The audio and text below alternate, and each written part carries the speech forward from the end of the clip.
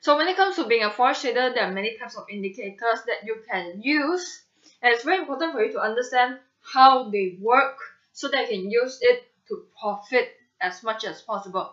Now when it comes to indicators, there are tons of indicators out there that you can find. Alright, and sometimes it might make you really confused.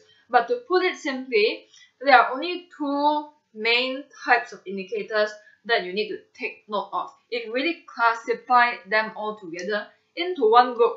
Now the first type of indicator is the lagging indicator. As the term implies, it means that it actually lags behind the price movement.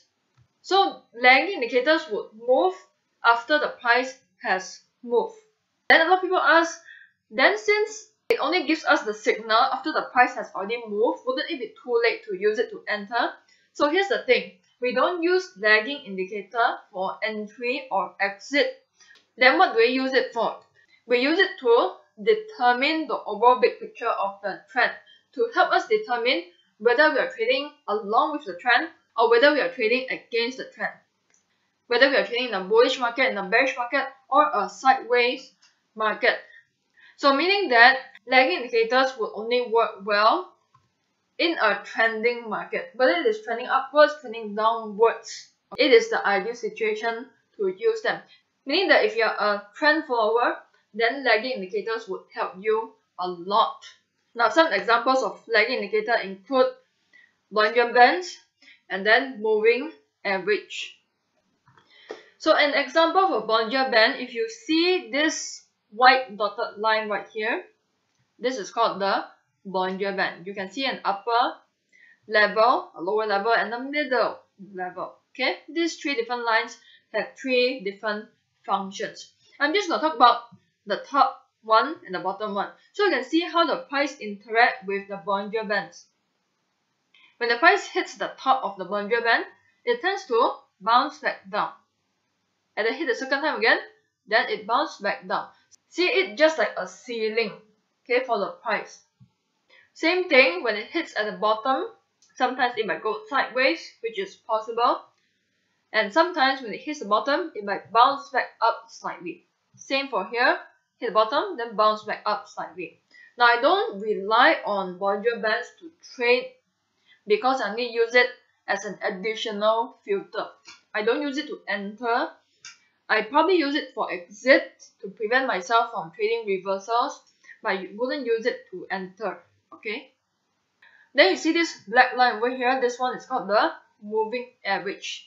This would help me determine whether I'm trading against the trend or along with the trend. Later I'm going to share with you how do you determine whether you're trading along with the trend or against the trend.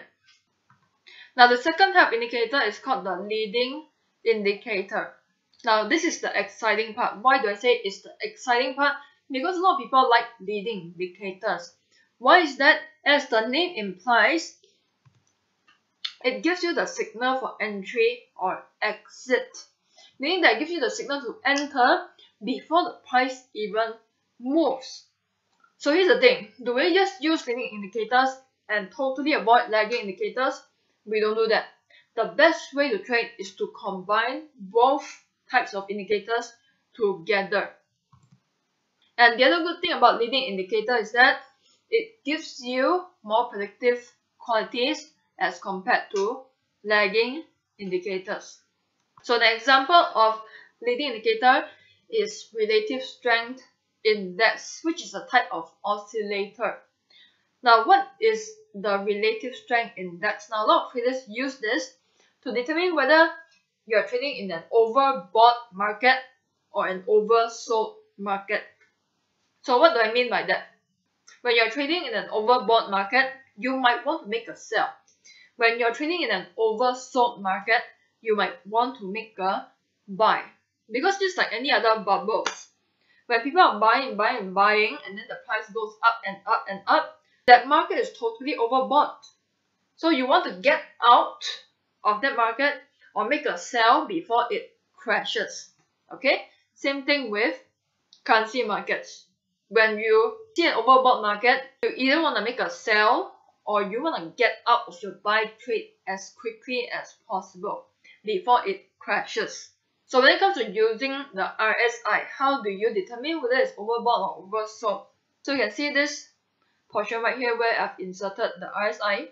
Put it simply, you see this level 30 over here, level 70. As long as the line goes below 30, then it is oversold. As long as the line goes above 70, then it is overbought.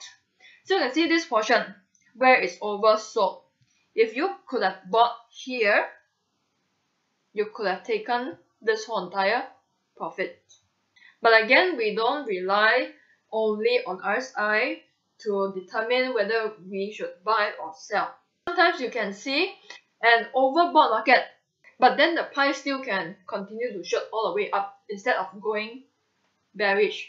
Okay, so for example, this part over here is overbought. So if you sold right here, you might make a small profit, but then eventually the price still continue to go all the way up.